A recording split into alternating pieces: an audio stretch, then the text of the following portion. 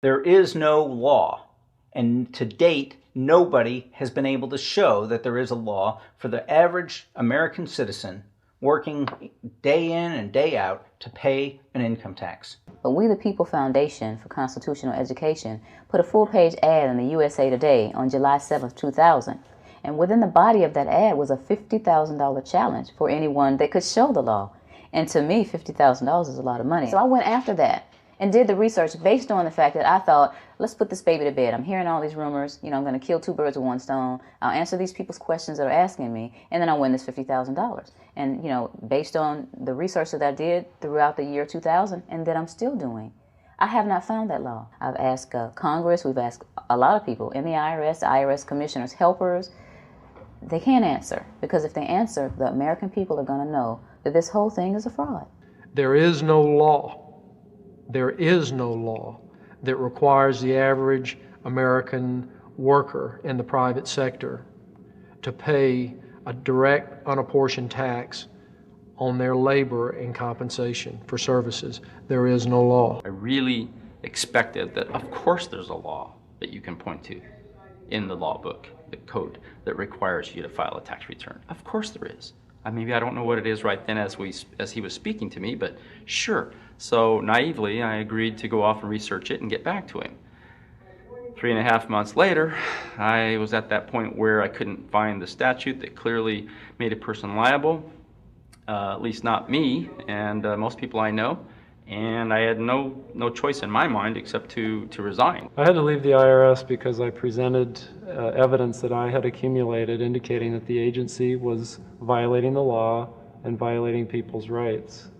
And I asked the agency for a response to my sincere concerns.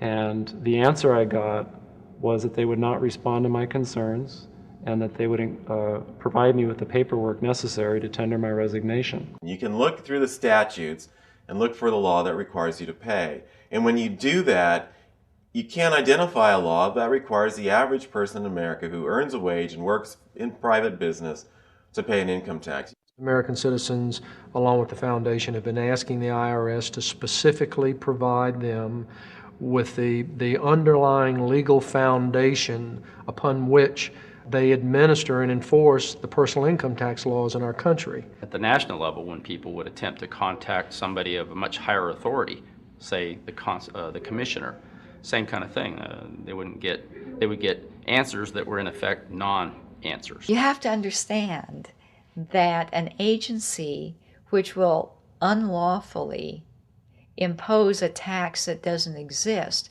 is not going to care.